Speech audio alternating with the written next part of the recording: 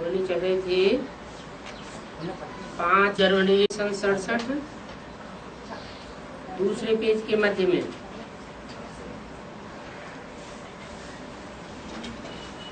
बात चल रही थी भारतवासियों को तो कृष्ण के जन्म का पता भी नहीं है। तुम्हारी बुद्धि में ये सारी नॉलेज है, और नॉलेज है सोर्स ऑफ इनकम। वेद शास्त्र आदि में कोई नॉलेज नहीं है। स्कूल में हमेशा एम ऑब्जेक्ट होती है। इस पढ़ाई से तुम कितने साहूकार बनते हो, जन्म जन्मांतर के लिए साहूकार बनते हो। यहाँ जितने ज्ञान रतन धारण करते हो उतना वहाँ जन्म जन्मांतर के लिए स्थूल रतन धारण करने वाले साहूकार बन जाते हो। यहाँ के ज्ञान रतन और वहाँ के स्थूल रतन बन जाएंगे। ज्ञान से होती है सदगति और अज्ञान से होती है दुर्गति। ज्ञान आता है एक बाप से, जिसे सुप्रीम सोल शिव कहा जाता है, और अज्ञान आता है मनुष्य गुरुओं से, क्योंकि मनुष्य आत्माएं सब जन्म मरण के चक्र में बंधी हुई है। उनको आगे पीछे का ज्ञान, अगले जन्मों का और पिछले जन्मों का ज्ञान नहीं रहता। और शिव सुप्रीम सोल तो जन्म मरण के चक्र से न्यारा है। जो जन्म मरण में नहीं आता वो चक्कर में भी नहीं आता। आत्माएं इस 84 के चक्कर में आती है। सुप्रीम सोल बाप 84 के चक्र में नहीं आता।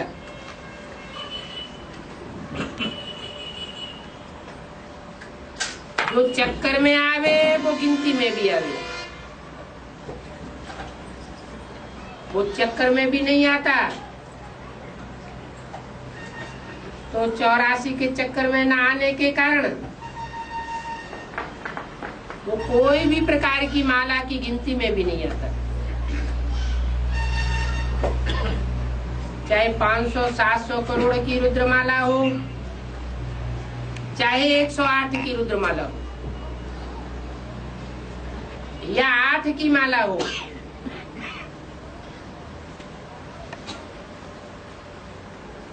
वो है श्रेष्ठ ते श्रेष्ठ। श्रेष्ठ तब कहा जाता है जब इस साकार सृष्टि पर आकर के साकार में पार्ट बजाता है। इसलिए उसके नाम से पहले लगाते हैं श्री श्री 108।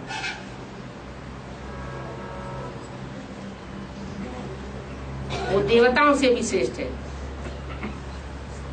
देवताओं के नाम के पहले एक बार श्री लगावेंगे और उसके नाम से पहले डबल श्री लगाते हैं। क्यों श्रेष्ठ है? और आत्माएं क्यों भ्रष्ट बनती हैं? क्योंकि वो अभोक्ता है। आत्माएं भोगी हैं और वो भी नंबरवार हैं।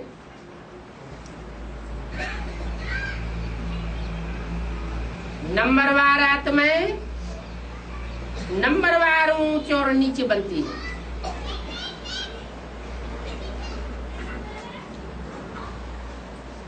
क्योंकि आत्मा एक प्रकार की बैटरी है।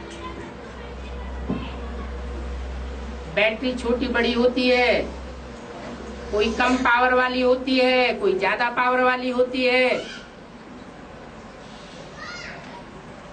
500-700 करोड़ मनुष्य आत्मा रूपी बैटरीज है।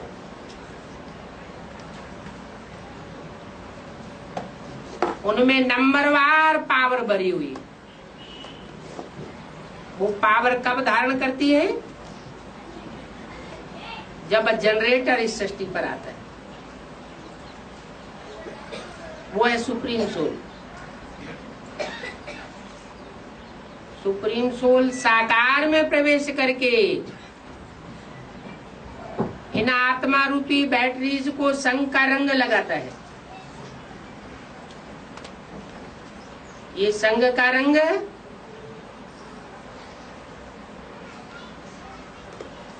वृत्ति के द्वारा भी लगता है, जिसे कहते हैं याद। दृष्टि के द्वारा भी संग लगता है, क्योंकि साकार में आता है। साकार में आकर के दृष्टि का संग का रंग देता है।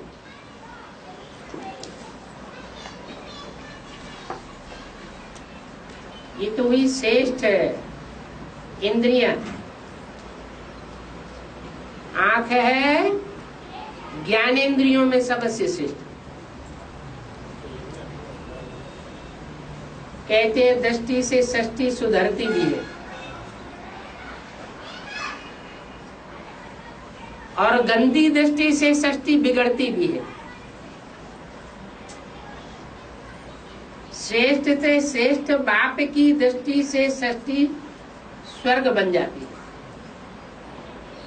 और 16 कला संपूर्ण बन जाती है। 16 कला संपूर्ण ही नहीं, कलातीत भी बनती है। ऐसी सृष्टि रचता है जिसे कलाओं में भी नहीं बांधा जा सकता। जैसे दिखाया है लक्ष्मी नारायण के चित्र में, नीचे राधा कृष्ण एक दूसरे को दृष्टि से प्यार से देख रहे थे। उनकी प्यार की दृष्टि से उनके बच्चों की सृष्टि पैदा होगी। वो श्रेष्ठाचारी इंद्रियों का संयोग है। लेकिन राधा कृष्ण का जन्म कैसे होता है? जो सतयुग के पहले जन्म के बच्चे हैं, उनका जन्म दृष्टि से भी नहीं होता। दृष्टि से भी अति सूक्ष्म है वाइब्रेशन, वृत्ति। राधा कृष्ण के चित्र के ऊपर लक्ष्मी नारायण खड़े हुए हैं, उनके माता पिता उनको जन्म देने वाले। राधा कृष्ण तो फिर भी एक दूसरे को स्नेह की दृष्टि से देखते हैं। ये उनकी दृष्टि का स्नेह है, और फिर भी कुछ न कुछ स्थूल होता है। लेकिन जो उनके माँ बाप खड़े हुए हैं चित्र में ऊपर, वो वृत्ति से ही एक दूसरे को स्नेह दे रहे हैं, एक दूसरे का स्नेह ले रहे हैं। वो अति सूक्ष्म स्टेज है जो बाप आकर के सिखाते हैं। हम सब बच्चों को सिखा रहे हैं, बच्चे मुझे याद करो।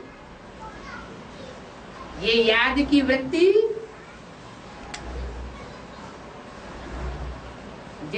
जिसमें जितना देहभान ज्यादा होगा, तो उसे याद की सूक्ष्म वृत्ति में नहीं ठहर सकेगा। और जिसमें जितना जन्म जन्मांतर का ज्यादा भरा हुआ होगा आत्माभिमान, वो उतना ही उस सूक्ष्म वृत्ति को तीव्रता से धारण करेगा।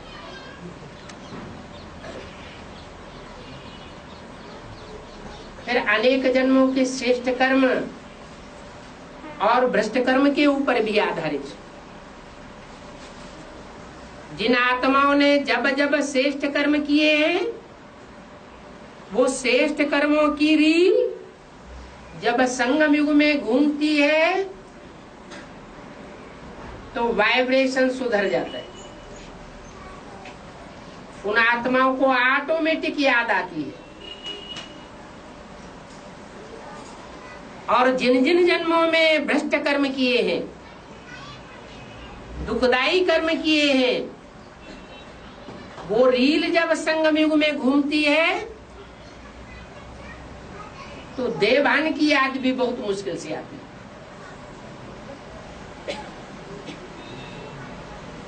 याद भी सात्विक होती है, सतो प्रधान, सतो सामान्य, रजो और तमो। तामसी याद में विचार बहुत होता है। अभी अभी एक को याद करेंगे, अभी अभी दूसरे की याद आ जाएगी। जितनी सात्विक याद होगी उतनी सूक्ष्म होगी, और जितनी तामसी याद होगी उतनी ही स्थूल होगी। प्रभाव दोनों का पड़ता है, संग का रंग दोनों का लगता है।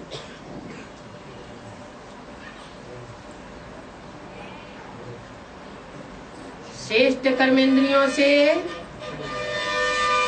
जो संग का रंग लगता है वो भी मन बुद्धि में याद आता है, और भ्रष्ट कर्मेंद्रियों से जो संग का रंग लगता है वो भी याद आता है।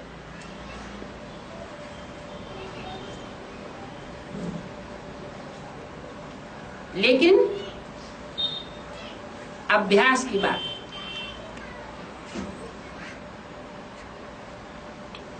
अभ्यास एक ऐसी चीज है जो करने से हो जाती है। अलबेलापन रखेंगे तो नहीं होगी। उस अभ्यास के लिए इस दुनिया से वैराग बहुत जरूरी है।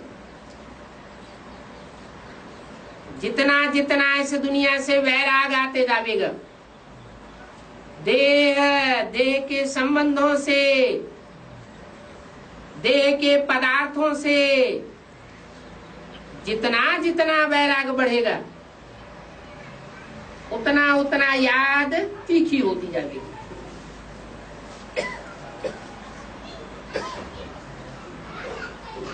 और आप विचारी होती जाएगी। आप विचारी माना एक बाप दूसरा न कोई, दूसरी दूसरी जो याद आते हैं, चाहे वस्तुएं याद आती हैं, पदार्थ याद आते हैं, व्यक्ति याद आते हैं, चाहे कोई पशु पक्षी याद आते हैं, उन सबने संगम युग में आज से 5000 साल पहले भी अपनी बैटरी चार्ज की थी। सबकी अपनी अपनी बैटरी नंबरवार चार्ज हुई थी। संगम युग में बैटरी चार्ज भी होती रहती है और डिस्चार्ज भी होती रहती है। ये आत्मा रूपी बैटरी संग का रंग लेती है। श्रेष्ठ आत्माओं के संग के रंग में आती है तो चार्ज होती है, और भ्रष्ट आत्माओं के संग के रंग में आती है तो डिस्चार्ज होती है। इस कलयुग के अंत में तो कोई भी श्रेष्ठ नहीं रहता। हाँ, कोई पुरुषार्थी है, तीखे तीखे पुरुषार्थी होते हैं। जन्म जन्मांतर के ऐसे पुरुषार्थी हैं जिन्होंने जन्म जन्मांतर किसी को दुख नहीं दिया है, या दुख कम दिया है, सुख जास्ती दिया है। तो ऐसी आत्माएं संगम युग में संसर्ग संपर्क में जब आती है तो उनके संग के रंग से सुख महसूस होता है, अवस्था अच्छी बनती है। लेकिन फिर भी वो आत्माएं हैं। आत्माएं सदा काल ऊपर नहीं उठ सकती। कभी नीचे कभी नीचे गिरती है और कभी ऊपर जाती है। ये ऊंच और नीच अवस्थाएं होती रहती हैं। एक रस अवस्था संगम युग में आदि से लेकर के अंत तक कोई की नहीं होती। राम कृष्ण की आत्माओं की भी नहीं बनती। माया किसी को छोड़ती नहीं है। तो आत्माओं का आधार लेना ठीक नहीं है। अनुभव होता है। मुरली में भी बोला है कि उनका संग करना चाहिए जिनके संग के रंग में रहने से खुशी बढ़ती हो। जिनके साथ में रहने से खुशी न बढ़ती हो, दुख पैदा हो जाता हो, उनका संग छोड़ देना चाहिए।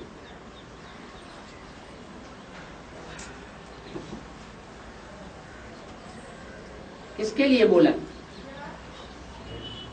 ये पावरफुल आत्माओं के लिए बोला या कमजोर आत्माओं के लिए बोला? पावरफुल आत्माओं के लिए बोला। पावरफुल आत्माएं तो कमजोर के संग में आएंगी तो भी उनको ऊंचा उठाएंगी। उनके प्रभाव से प्रभावित होने वाली नहीं होंगी। जो कमजोर आत्माएं होंगी वो जल्दी प्रभावित होती है। जो जन्म जन्मांतर अनेकों के संग में रंगी होंगी। 84 जन्म है ना,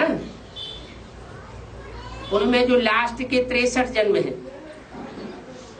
उनमें संग का रंग जास्ती लगता है और विविचारी लगता है। तो जो आत्माएं जितनी जास्ती विविचार में आई होंगी, मन बुद्धि से ज्यादा आसक्त हुई होंगी, वो उतनी ही कमजोर हो जाती है। और वो कमजोरी यहाँ उनको प्रभावित करती रहती है। जो बार बार प्रभावित होते रहते हैं वो बार बार जन्म जन्मांतर प्रजा बनते रहते हैं। प्रभावित माना ही प्रजा। और इस पुरुषार्थी जीवन में जो कभी किसी से प्रभावित नहीं होता, वो जन्म जन्मांतर का राजा बन सकता है।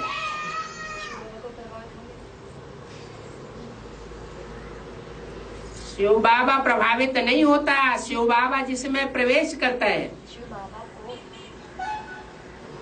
जिसमें प्रवेश करता है, माना राम कृष्ण की आत्माओं में प्रवेश करता है। यह 108 जो भी रुद्रमाला के मणके हैं उनमें नंबरवार प्रवेश करता है, तो वो नंबरवार आत्माएं प्रभावित होती है। एक जैसी प्रभावित नहीं हो सकती,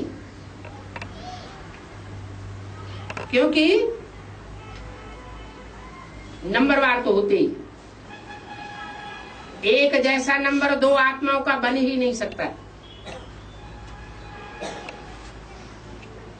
नारायण का पाठ बनता है 16 कला संपूर्ण, उसमें भी दो नारायण नंबरवार बन जाते। सन 76 तक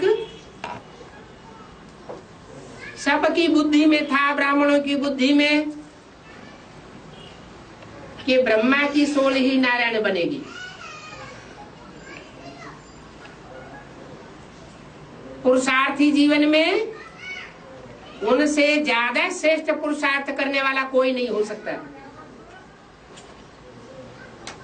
और सन 76 में जैसे ही एडवांस पार्टी का नया ज्ञान निकला तो बात बदल गई। सबकी बुद्धि स्वीकार करती गई। जिन्होंने भी सुना कि कोई ऐसा मणका भी है जो नर से नारायण बनने के पुरुषार्थ में प्लस में आ जाता है, तो पहले वाला पुरुषार्थी पीछे हो गया और प्लस में आने वाला आगे हो गया। जो आगे हो गया वो रचयिता बन गया। जो पीछे रह गया वो रचना बन गया। रचना अर्थात पहला पत्ता राधा कृष्ण, और रचयिता अर्थात सृष्टि रूपी झाड़ का पहले पत्ते को जन्म देने वाला बीज, वो मनुष्य सृष्टि का बीज है, आत्माओं का बीज नहीं है। आत्माओं को आकर के वो ज्ञान नहीं दे सकता। आत्माओं को ज्ञान देने वाला एक ही सुप्रीम सोल है। वो सुप्रीम सोल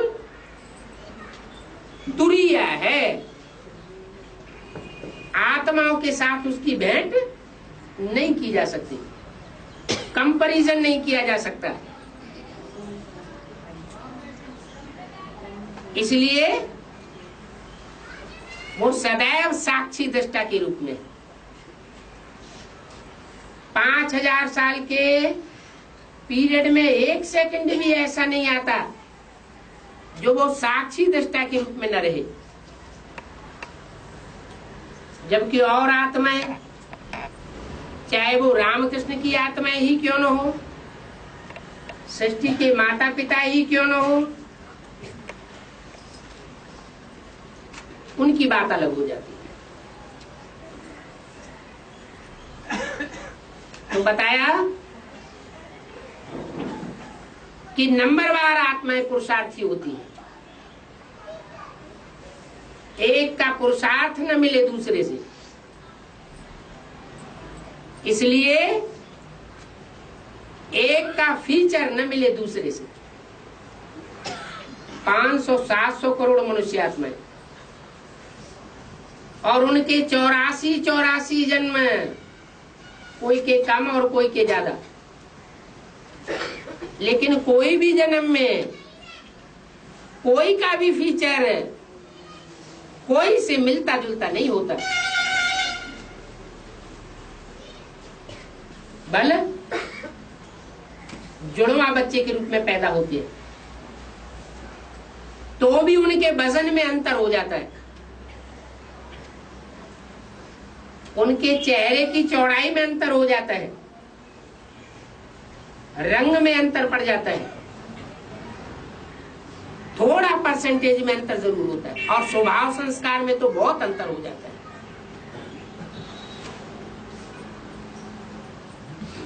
तो कितना बना बनाया वंडरफुल ड्रामा है। हर आत्मा में अपनी अपनी बैटरी के फुल होने की परसेंटेज पहले से ही नुदी हुई है। नुदी हुई होने के बावजूद भी ये नहीं कहा जा सकता कि जब नुदी हुई है तो हम पुरुषार्थ ही क्यों करें। जो भी जितनी स्टेज नुदी हुई है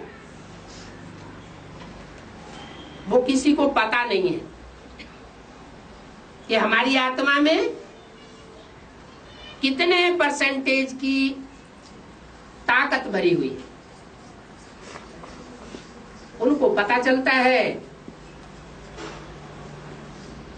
जब संपूर्ण आहुति होने का टाइम आता है, जिनके नंबर डिक्लेयर होते हैं वो अपने अपने स्वरूप को, अपनी अपनी बैटरी की पावर को पहचानते जाते हैं और उस पावर को पहचान करके अपनी अपनी सीट पर सेट हो जाते हैं। जब सीट का पता चल जाता है तो पावर अपने आप आ जाती है। निश्चय बुद्धि विजय थी। और जब तक ये निश्चय ही नहीं है कि मेरी सीट कौन सी है,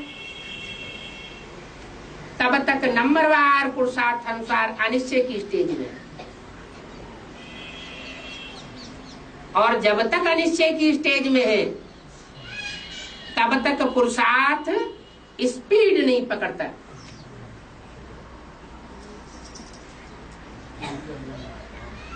सन 76 में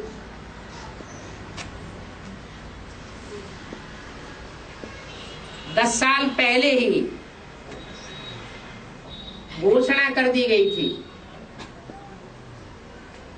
पुरानी दुनिया का विनाश होगा और नई दुनिया की स्थापना होगी।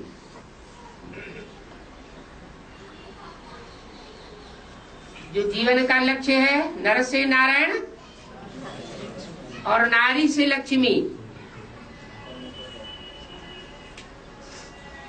वो पाठ प्रत्यक्ष हो जाएंगे।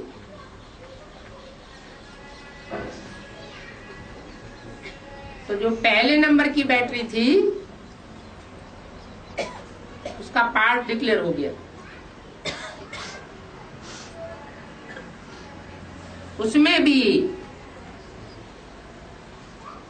जैसे लॉटरी निकलती है, कोई बहुत बड़ी लॉटरी निकल जाए 10, 20, 50 करोड़ की, और फटाक से उसको लॉटरी दे दी जाए पूरी की पूरी, तो पागल हो जाएगा। तो ये भी ड्रामा में युक्ति बनी हुई है कि बल ज्ञान के आधार पर पार्ट डिक्लेयर हो जाता है, फिर भी प्राप्ति करने के लिए पुरुषार्थ करना पड़ता है। वो पुरुषार्थ जब तक इस स्टेज को न पहुंचे कि हर आत्मा इस बात को स्वीकार करे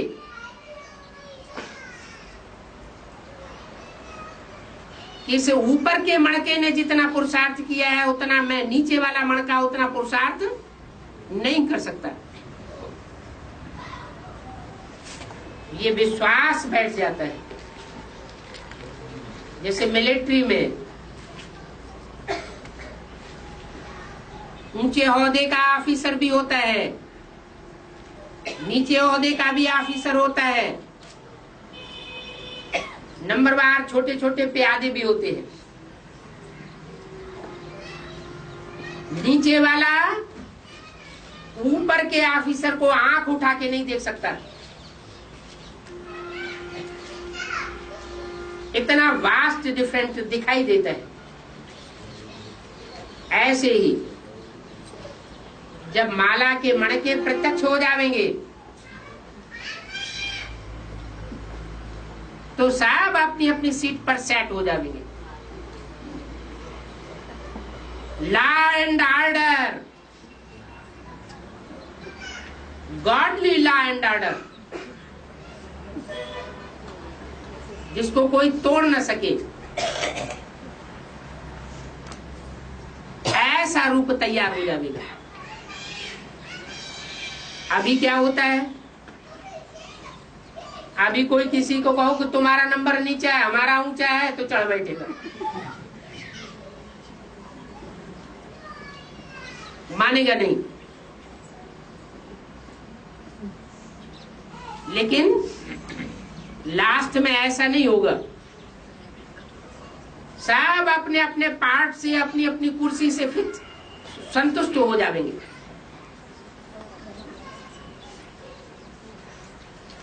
कोई भी असंतोष नहीं होगा, समझेंगे अंदर से, उनकी बुद्धि में ये पक्का हो जाएगा, अरे इतना बड़ा कहावना आती दुख पावना, हमें ये पार्ट नहीं चाहिए। वो अपने पार्ट को ही श्रेष्ठ समझेंगे। यहां तक कि 500 करोड़ सृष्टि का, 700 करोड़ मनुष्य की सृष्टि का जो लास्ट मणका होगा वो भी अपने में संतुष्ट हो जाएगा। क्या संतुष्टि होगी उसको, अरे इस नारकीय दुनिया की छी दुनिया के चक्कर में आने से तो अच्छा 5000 साल ऊपर ही बैठे रहना अच्छा है, और वो उसी में खुश हो जाएगा। तो हर एक की अपनी अपनी भरने की पावर है, कोई थोड़े में खुश हो जाएंगे, कोई ज्यादा से ज्यादा में खुश होंगे।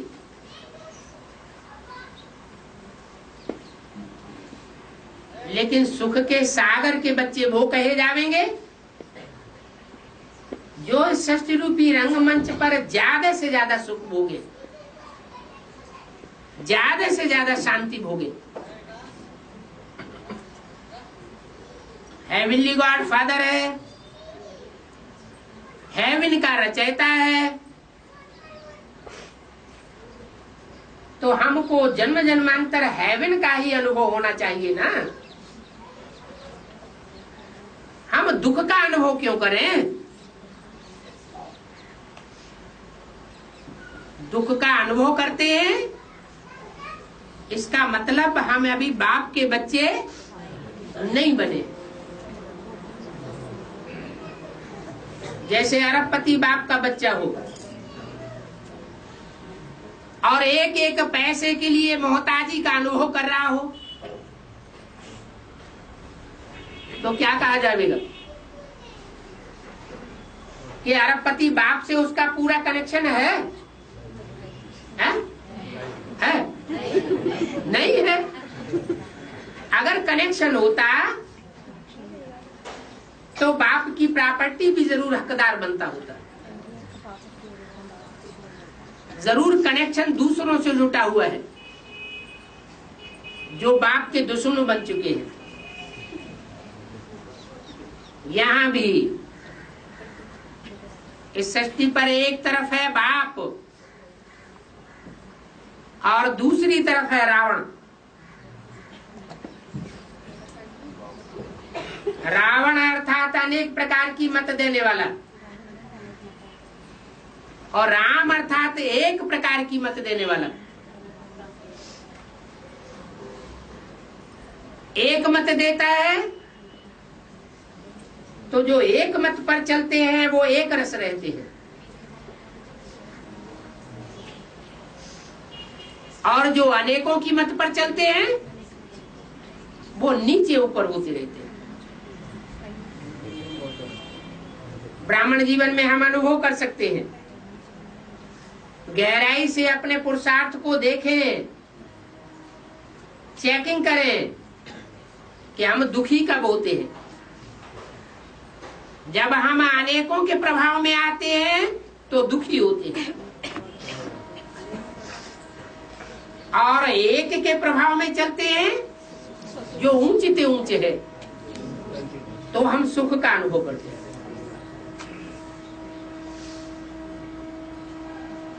ये नारायण कैसे बने? जो पहले जन्म में नारायण विश्व का महाराजा होता है वो आखिरी 84वें जन्म में जाकर के दुखी क्यों हो जाता है? नहीं दरिद्र सम पातक पुंजा। दरिद्रता अर्थात गरीबी के अनुसार दुनिया में कोई भी पाप का पुंज नहीं होता।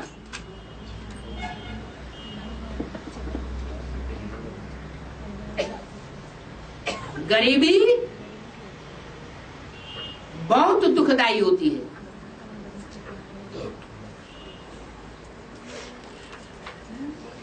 बाप तो कहते हैं भले राजाई न लो, लेकिन जन्म जन्मांतर के साहूकार तो बन जाओ। यहां जितना ज्ञान धारण करेंगे और ज्ञान को अपने जीवन में धारणा में लाएंगे, उतने जन्म जन्मांतर के साहूकार बन सकते हैं। भले सेवा करें या न सेवा करें,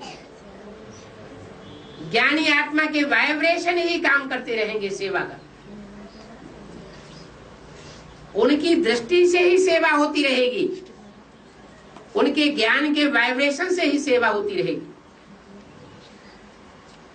ऐसे राजाएं भी हुए हैं जिनके राज्य में कंट्रोलिंग पावर ना के बराबर होती है। कोई उनको मान मर्तबा देता भी नहीं है, प्रजा भी उनके कंट्रोल से बाहर होती है। उनके दास दासियां भी उनके कंट्रोल में नहीं आते, खिल्ली उड़ाते रहते हैं। और ऐसे ऐसे साहूकार भी होते हैं जिनके घरों में ढेर दास दासियां होती हैं। राज्य में उनका खूब मर्तबा होता है, राजा भी उनको बहुत ऊंची दृष्टि से देखता है। जैसे मिसाल दिया कि सतयुग के अंत में जो राजा होगा, आखिरी नारायण,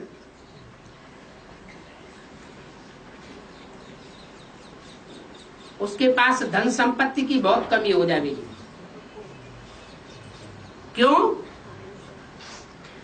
क्योंकि उस आर्य समाजी बनने वाले नारायण ने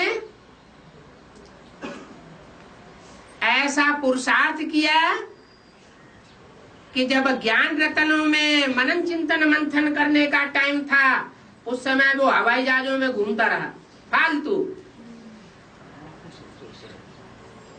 जो मुरली में बोला है, व्यर्थ इधर से उधर घूमना जैसे भूतों का काम है। तो पुरुषार्थ नहीं किया, मान मर्तबे की भूख में इधर से उधर दौड़ा दौड़ करते रहे, तो प्राप्ति नहीं हुई। लास्ट जन्म का नारायण बनता है और उसके ऊपर ढेर सारा कर्जा चढ़ जाता है। अब चूंकि सतयुग का अंत है, स्वर्ग तो है ही है, 14 कला संपन्नता की स्टेज भी है, इसलिए दुख तो महसूस नहीं होता। लेकिन उस नारायण को जो कर्ज देने वाला साहूकार है, वो ऊंचा पद पा जाता है। सारी राजाई उसे साहूकार को सौंप देनी पड़ती है और वो अपनी राजाई की डायनेस्टी चालू कर देता है। नाम पड़ता है राम राज्य, गायन होता है राम राजा, राम प्रजा, राम साहूकार। जिये नगरी बसे दाता, धर्म का उपकार। अब बात तो धर्म अधर्म की बात ही नहीं, ये तो यहाँ संगम युग की बात है। संगम युग में ऐसी शूटिंग होती है, माना बाबा का कहना यह है कि अगर राजाई का पुरुषार्थ न भी करे तो कम से कम फर्स्ट क्लास साहूकार बनने का पुरुषार्थ तो कर सकते हैं। साहूकार भी प्रजा वर्ग में होती है। फर्स्ट क्लास प्रजा माना साहूकार, साहूकार प्रजा। सेकंड क्लास प्रजा भी होती है।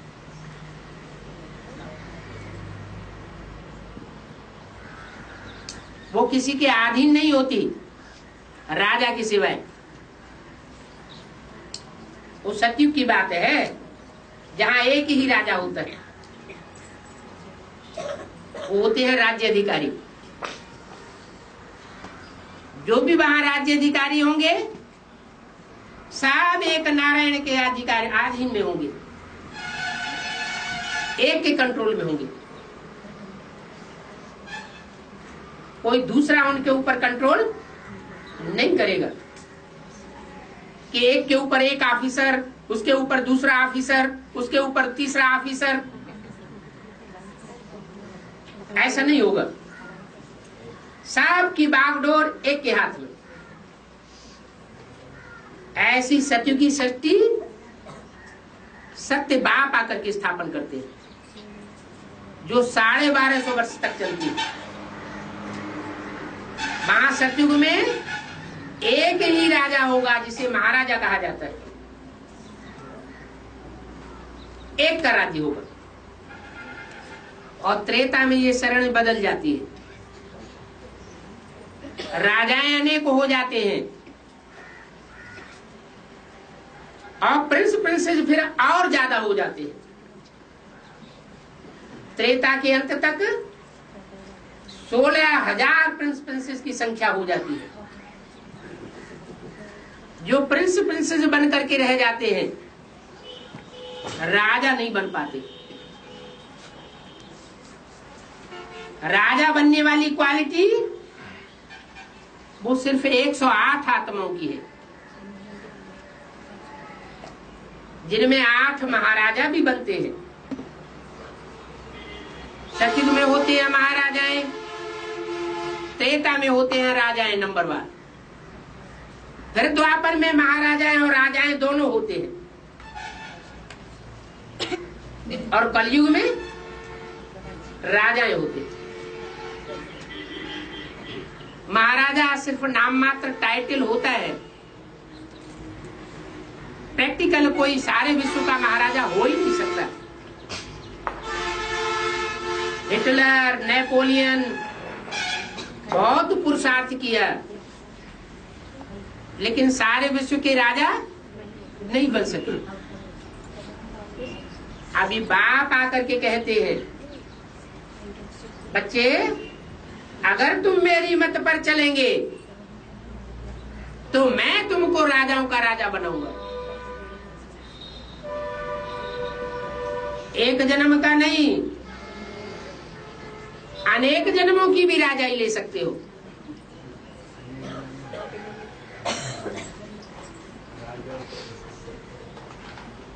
ये ऐसा पद है जो मेरे सिवाय और कोई नहीं दे सकता।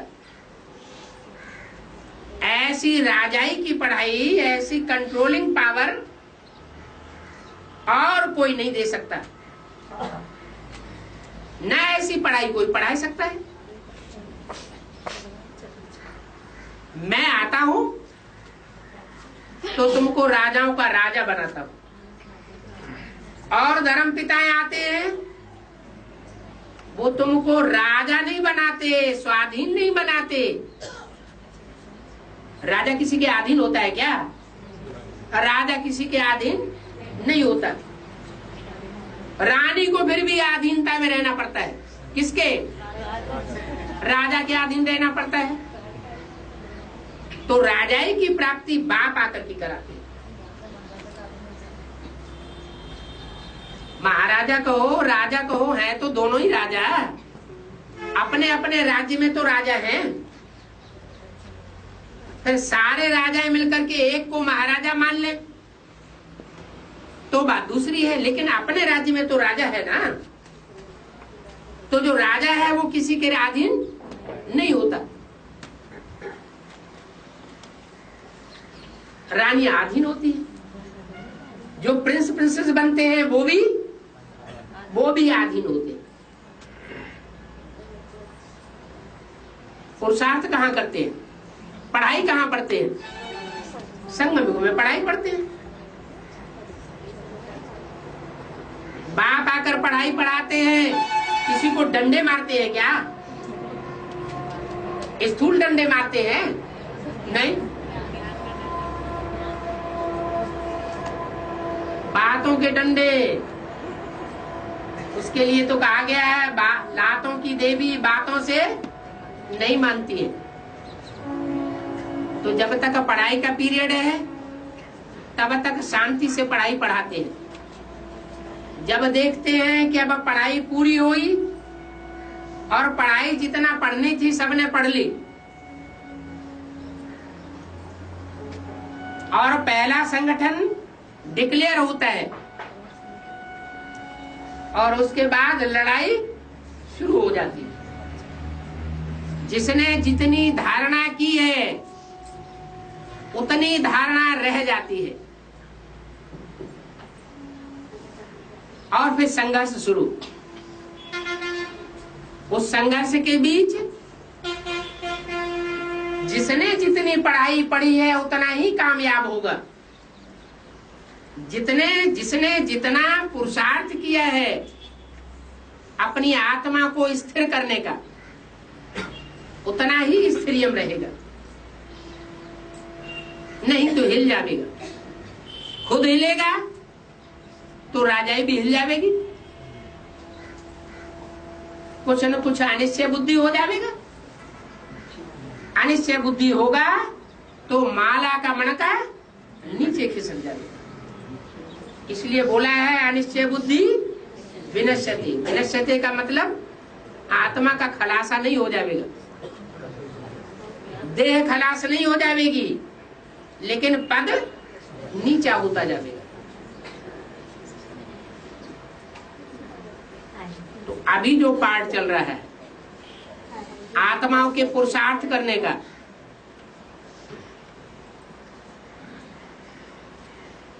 वो बेसिक नॉलेज की बात नहीं है। बेसिक नॉलेज में भी सिर्फ उन आत्माओं की बात है जो रानी का पद पाने वाली है। क्यों?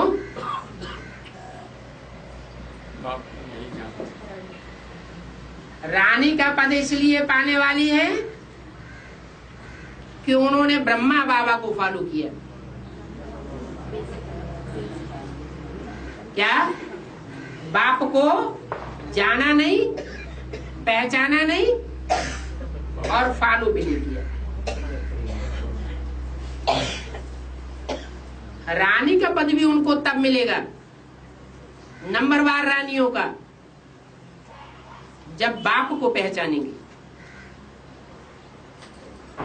बाप को पहचानेंगी लास्ट में, तो लास्ट में कितना भी कोई फास्ट पुरुषार्थ करे, जो माला बननी थी रुद्रमाला वो तो बन गई, रुद्रमाला बन जाती है। रुद्रमाला के मणके विजय माला में नहीं पिरोए जाते भले, लेकिन राजाई तो डिक्लेयर हो गई ना। राजाओं में सामना करने की ताकत ज्यादा होती है और रानियों में सामना करने की ताकत नहीं होती।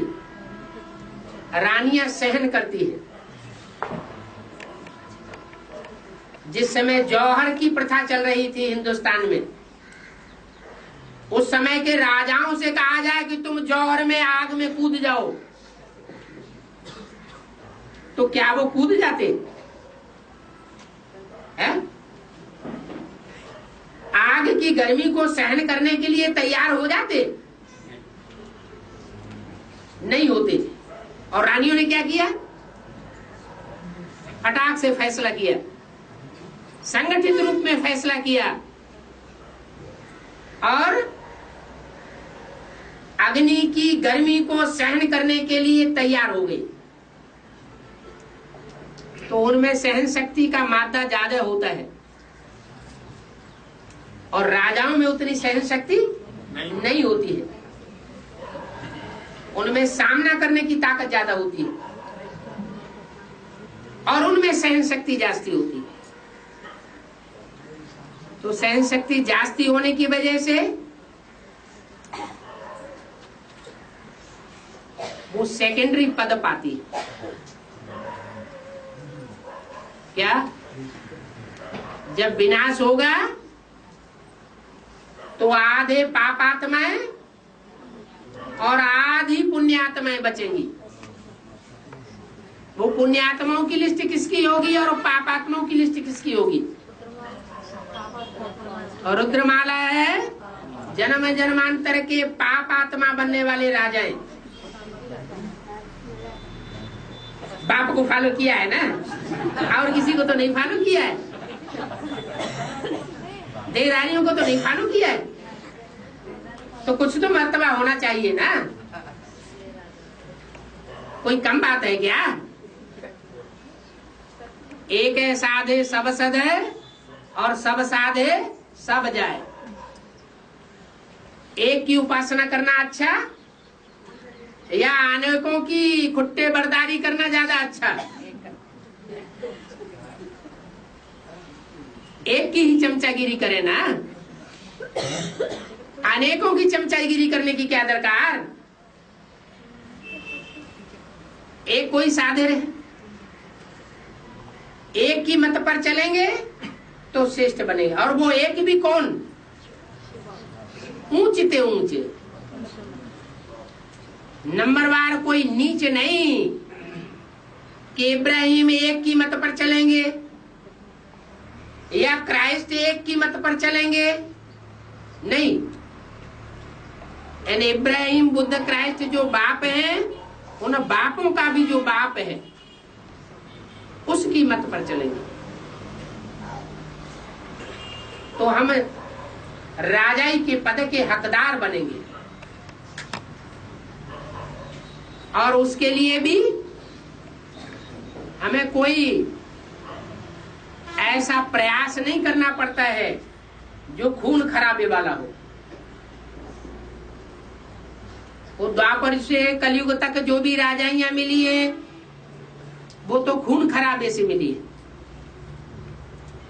कितनी हिंसा हुई है, कितना दुख बढ़ा है। और यहाँ बाप तो हमको सहज सहज पुरुषार्थ करा के राजाई देते। सहज राजयोग है, कोई प्रकार की इसमें कठिनाई नहीं है। अगर किसी को कठिनाई महसूस होती है तो अपने अंदर झांक के देखे कि कहीं श्रीमत में मनमत या मनुष्य मत तो मिक्स नहीं हो रही है। मनमत मिक्स होगी या मनुष्य की मत मिक्स होगी तो जरूर है वो अनुभव नहीं कर सकेंगे जो करना चाहिए। सहज राजयोग का अनुभव नहीं हो सकता, कठिन अनुभव होगा। क्यों? कठिन कब में हम अनुभव होता है और सहज कब अनुभव होता है? किसी का किसी से प्यार हो जाए। कहानी दिखाते हैं कि फरियाद का शीरी से मोहब्बत हो गई। वो फरियाद, गली गली में फरियाद करने वाला भिखमंगा और शेरी शाहजादी। तो उसको राजा ने काम दिया, शर्त रखी, अगर तुम ये पहाड़ काट करके नदी निकाल दोगे तो तुम्हारी शादी करवा देंगे। और अकेले, दूसरे किसी का सहयोग लेकर के ये काम नहीं करना है। और उसने हिम्मत की, पहाड़ काट लिया, सुरंग बना दी और ज्ञान की नदी बहा दी। दुनिया वाले वो कहानी बनाते हैं, सुनाते भी हैं, लेकिन जो असली मर्म है वो रह गया। क्या? उन्होंने समझा कि कोई स्थूल पहाड़ की बात है, उन्होंने समझा कोई स्थूल नदी की बात रही होगी। अब कोई कहे कि हिमालय पहाड़ काट दो और मानसरोवर झील का पानी ले आओ तब ऐसा होने देंगे तो वो तो बात संभव नहीं है। यहाँ तो बाप आकर के कोई भी अजूबा गरूबा ऐसा कोई जादूगिरी का काम नहीं कराते हैं। जो कुछ भी कराते हैं सब संभव है। संगम युग है, असंभव को भी संभव करने का युग है। हिम्मते बच्चे मत दे बाप। जो हिम्मत करेंगे वो बाप से पूरा सहयोग प्राप्त करने के अधिकारी है, लेकिन ज्ञान युक्त रूप से। अज्ञान की बातें नहीं। अज्ञान आता है रावण से। अज्ञान अर्थात भक्ति, अंधश्रद्धा, अंधविश्वास वो बाप नहीं सिखाते। बाप कोई बाजीगर नहीं है कि आकर के बाजीगरी सिखाए कि मुट्ठी खोली और आम आ जाए। नहीं, बाप तो जो भी ज्ञान देते हैं वो कारण और कार्य का विश्लेषण करके देते हैं। ज्ञान में कहीं भी कोई भी टिक नहीं है, कोई नुक्स नहीं है। अगर कहीं ये नुक्स भासता है तो वो अपनी ही बुद्धि की कमजोरी है। अरे ईश्वर बाप आया हुआ है तो उसका जो ज्ञान होगा उतना एक्यूरेट तो और किसी की हो ही नहीं सकता। एक्यूरेट दुनिया की स्थापना करके जाता है। सत्य बाप है और ऐसा सत्य है जिसमें कल्याण ही कल्याण समाया हुआ है। असत्य का नाम निशान नहीं, अकल्याण का नाम निशान नहीं। और जहां सत्य है और उस सत्य में कल्याण समाया हुआ है तो उससे ज्यादा सुंदर कोई होता भी नहीं। ऐसा सत्य कि कड़ुआ सत्य हो और उसमें अकल्याण भरा हुआ हो तो वो सुंदर हो नहीं सकता। ऐसा कर्म करने वाला उसका चेहरा बिगड़ जाता है।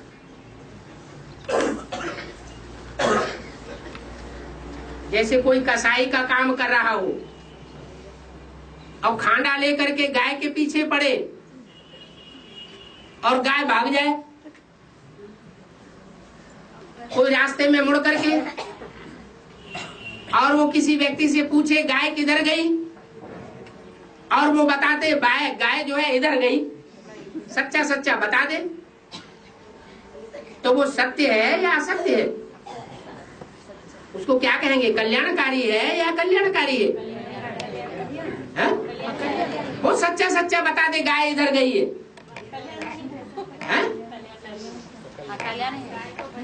वो सच्चा बता दिया लेकिन गाय को तो उसने मौत के घाट उतरवा दिया। गाय जैसा सीधा प्राणी उसका तो कल्याण कर दिया ना। तो वो सत्य सत्य नहीं है, वो सत्य अकल्याणकारी सत्य है। इसलिए ऐसे सत्य को स्वीकार करने वाला और ऐसे सत्य को बताने वाला दोनों ही पापी की लिस्ट में।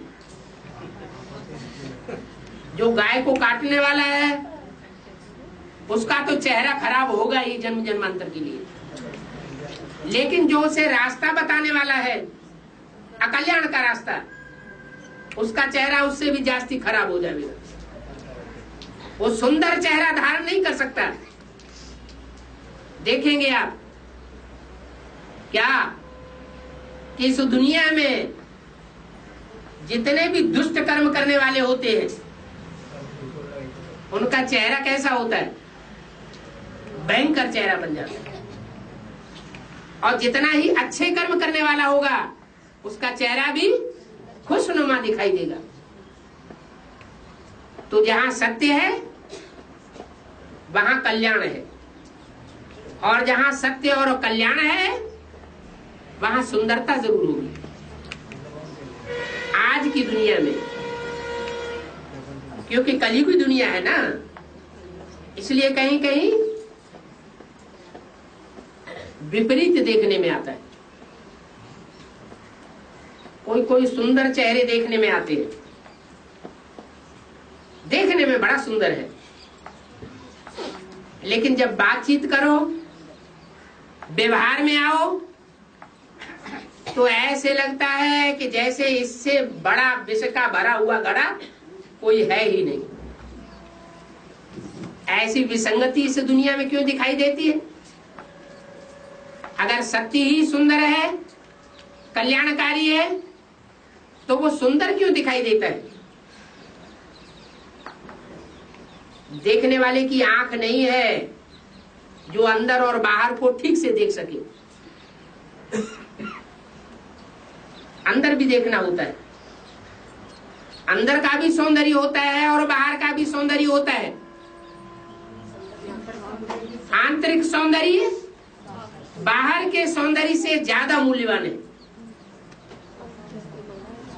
जो बाहर का सौंदर्य है वो क्षण भंगुर हो सकता है, थोड़े समय के लिए हो सकता है, और बाहर का सौंदर्य जो थोड़े समय के लिए होता है वो दुखदायी हो सकता है, और अंदरूनी सौंदर्य सदा काल के लिए होता है।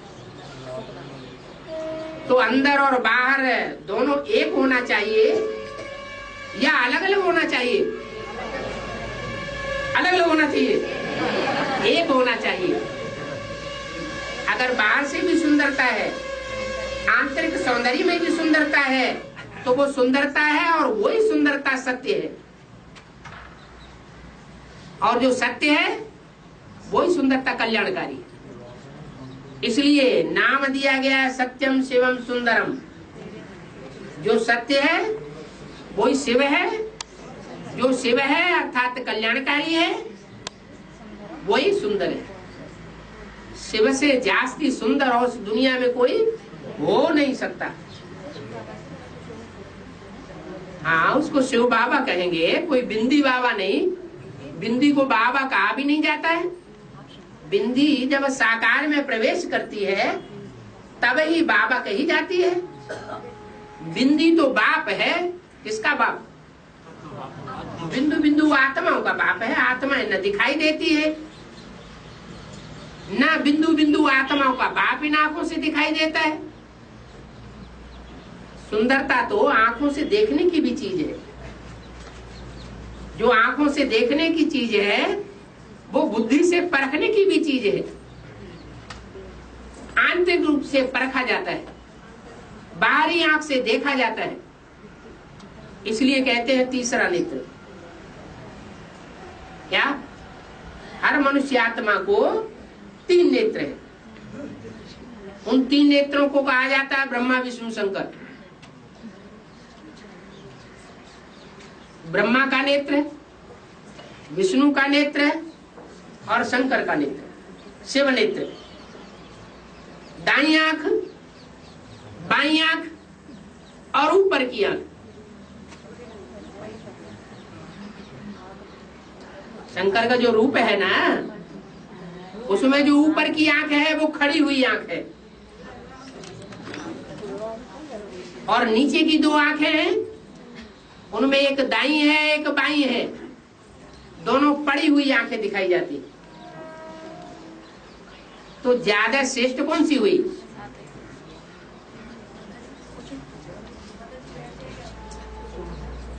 ज्यादा श्रेष्ठ कौन सी हुई? दाईं आंख, बाईं आंख या खड़ी हुई आंख? जो खड़ी हुई दिखाई जाती है। क्या शिव बाप को पुरुषार्थ में खड़े होने की जरूरत है? शिव बाप को जरूरत नहीं है, लेकिन वो जिसमें प्रवेश करता है, जिसको आप समान बनाता है, उसका तीसरा नेत्र दिखाया गया। ये तीसरा नेत्र शिव नेत्र कहा जाता है, शंकर नेत्र नहीं कहा जाता। शिव अर्थात कल्याणकारी।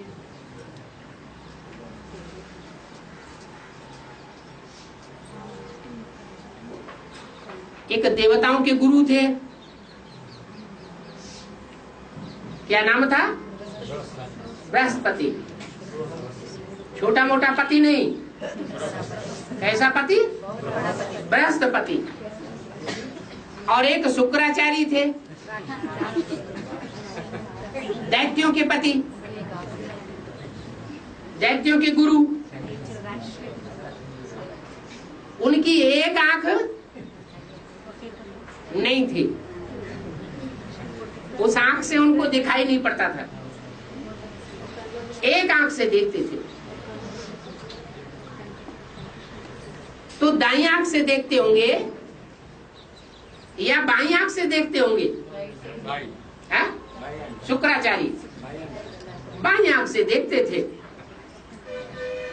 माना बाईं आंख जो लेफ्ट साइड की आंख थी उससे देखते थे। माने अवगुण देखते थे, गुण नहीं देखते थे। है? जो राक्षसी संप्रदाय की आत्माएं होती हैं वो गुण देखती हैं या अवगुण देखती हैं? अवगुण देखती हैं। और जो देवता साइड की आत्माएं होती हैं या उनका जो पति है बृहस्पति, उनका गुरु, वो दाईं आंख से भी देखता है तो बाईं आंख से भी देखता है। क्या? गुणों को भी देखता है और अवगुणों को भी देखता है, और उनकी तौल भी होती है तीसरे नेत्र से। तो जो तीसरा नेत्र है वो गुणों और अवगुणों का तौल करके फैसला कर देता है कि कौन पापी की लिस्ट में है, राक्षसों की लिस्ट में है, और कौन देवताओं की लिस्ट में। क्योंकि जो देवात्माएं हैं वो द्वापर में आने के बाद संघ के रंग में आती है, और संघ के रंग में आने के कारण पतित बन जाती है।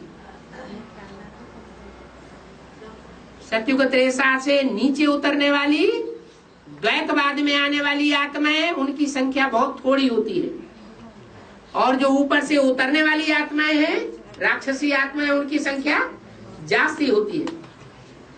तो ज्यादा के संघ के रंग में आने से वो थोड़ी आत्माएं अपने को कंट्रोल नहीं कर पाती। नंबरवार है उनमें भी, कोई पूरे 84 जन्म लेने वाले हैं, कोई कम जन्म लेने वाले देवताएं, कच्चे देवताएं हैं। तो जो कच्चे देवताएं होते हैं वो ऊपर से आने वाली आसुरी आत्माओं के संग के रंग में जल्दी आ जाते हैं। कौन से वंश की आत्माएं होंगी वो? है इस्लाम वंशी, बौद्धी वंशी, सूर्यवंशी या चंद्रवंशी? है कौन सी वंशी? चंद्रवंशी या चंद्रवंशियों के प्रभाव में आने वाले, या उनको प्रभाव में लेने वाले जो दैत्यवंशी हैं वो ही कन्वर्ट होते हैं। जो सूर्यवंशी हैं वो अपने जीवन में रहते कभी कन्वर्ट नहीं होते।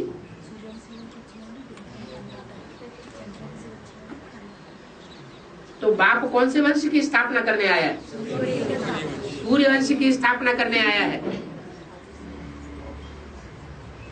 सूर्यवंशी बनने वाले सूर्य को बड़े आराम से पहचान लेंगे। क्या?